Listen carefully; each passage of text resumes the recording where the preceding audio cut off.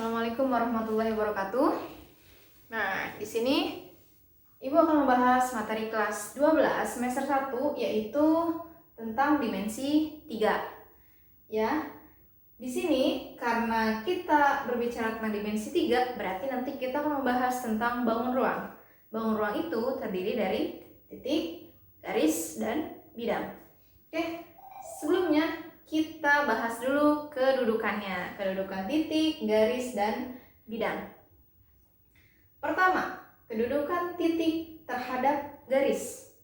Ini ada titik A dan titik B, dan ada garis L. Ya. Nah, bagaimana kedudukannya? Kita lihat.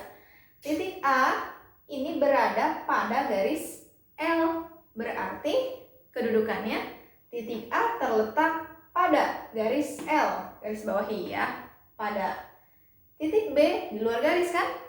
Berarti titik B terletak di luar garis L, garis bawahi.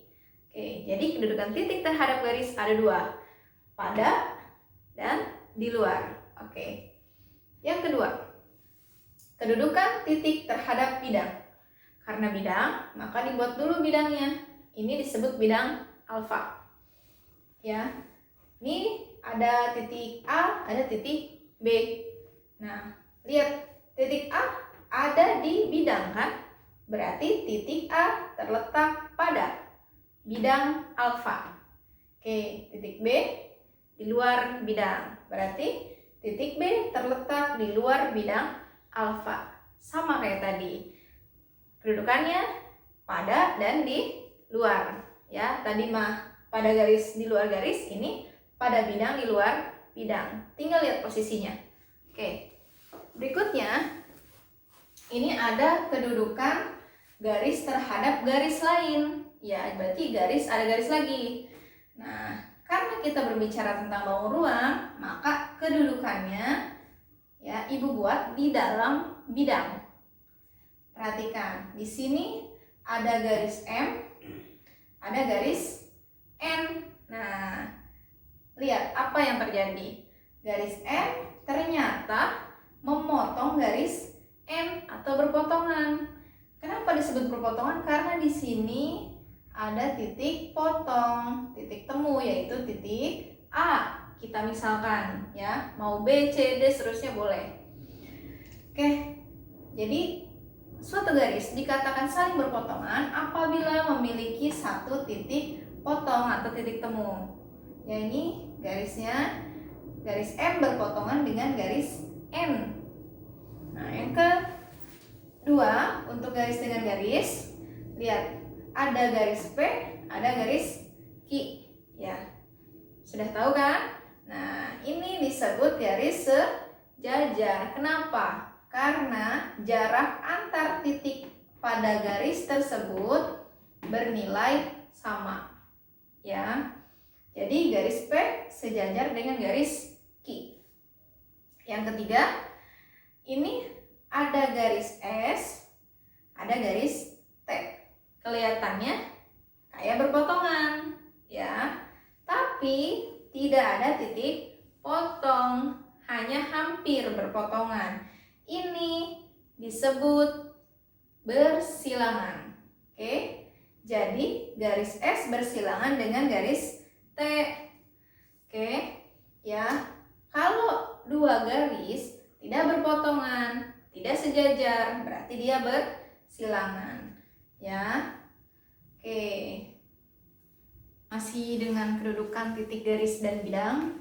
Di sini yang keempat, ya, ada kedudukan garis terhadap bidang. Tadi kan terhadap garis ya. Garis terhadap bidang. Ini ya, misalkan ada garis M, ada garis N, ini ada bidang alfa. Kelihatan kan? Garis M dan garis N-nya ada di bidang. Berarti garis M dan N terletak pada bidang alfa, ya. Jadi terletak pada bidang. Oke. Berikutnya, lihat di sini ada garis K, ada garis L, ya. Dan bidang alfa. Perhatikan. Di sini garis L disebut sejajar dengan bidang alfa. Kenapa? Karena garis L dia sejajar dengan garis K. Garis K-nya ada di bidang alfa, maka disebut sejajar bidang. Ya, suatu garis dikatakan sejajar bidang apabila ia sejajar dengan garis lain pada bidang tersebut. Oke, yang ketiga, nah ini ada garis S, ada garis T pada bidang alfa.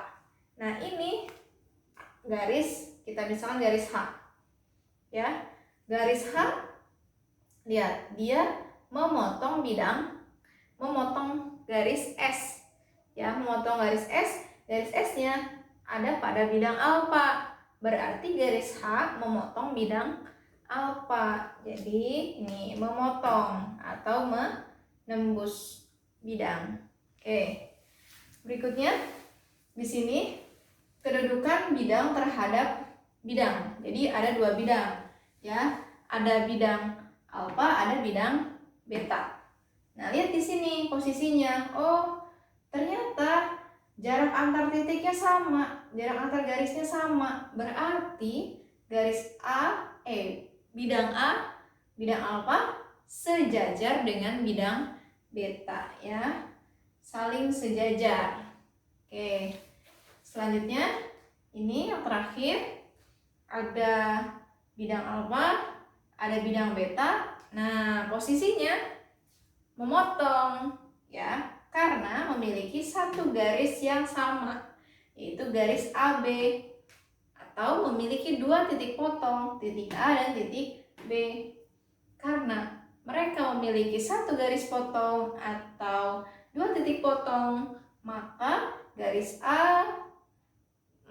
bidang alfa dengan bidang beta ini saling berpotongan. Oke, contoh kedudukan garis, titik garis dan bidang, ya, dalam bangun ruang. Ya, tadi kita sudah bahas apa aja kedudukannya, ya. Di sini contohnya langsung ke bangun ruangnya, yaitu kubus, ya. Ada kubus KLMN PQRS. Perhatikan soalnya. Diketahui titik O merupakan perpotongan antara diagonal KM dan diagonal LM. Jadi buat dulu, ada nggak titik O-nya? Nggak ada kan? Kalau nggak ada, dibuat dulu. Titik O perpotongan antara diagonal KM dan diagonal LM. Nah, mana KM dan LM? Nah, ini dari bawah, ya. KM diagonalnya dengan MN, KM dengan LN, ya. Nah, perpotongannya berarti di sini, di tengah-tengah sini ada titik O, ya. Ada titik O. Langsung aja ke soalnya. Tentukan pertama kedudukan titik O terhadap garis KP. Ini titik O-nya, ini garis KP-nya. Nah, apa kedudukannya? O-nya di sini, KP-nya di sini. Berarti tadi titik terhadap garis, berarti kedudukannya di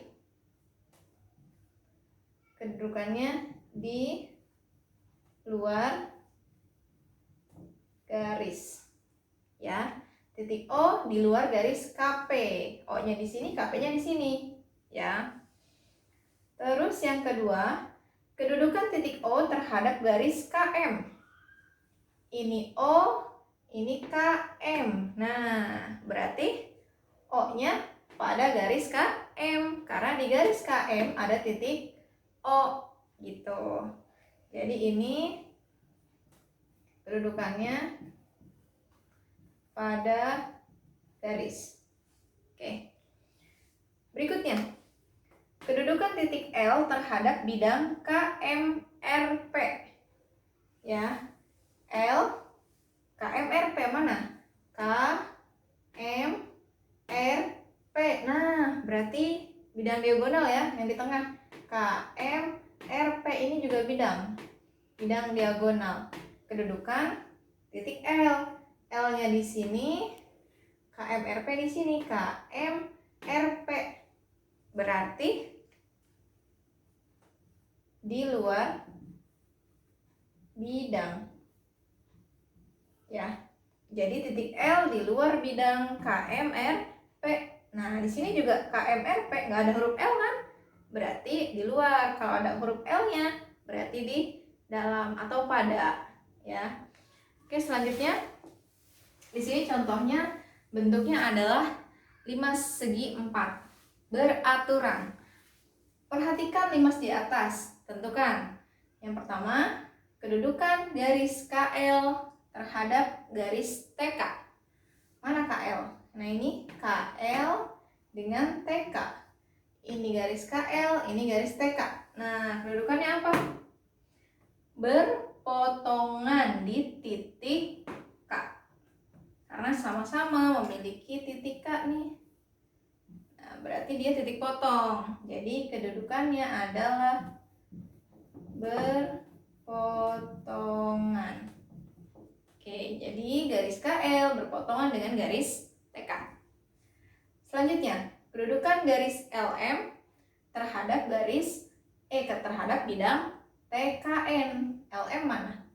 LM TKN. Nah, ingat kedudukan garis itu nggak ada pada garis, di luar garis ya. Garis dengan bidang. Oke, berarti LM dengan TKN. Nah, kedudukannya apa? Sejajar. Kenapa disebut sejajar? Karena LM dia sejajar dengan KN. Ya, garis LM sejajar dengan garis KN. Garis KN-nya berada pada bidang TKN. Ya, berarti kedudukannya adalah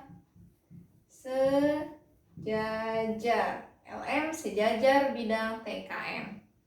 Ya, karena ada garis yang sejajar di bidang TKN-nya. Berikutnya, kedudukan bidang TLM terhadap bidang KLMN. Oke, TLM. Bidang segitiga terhadap bidang KLMN. KLMN.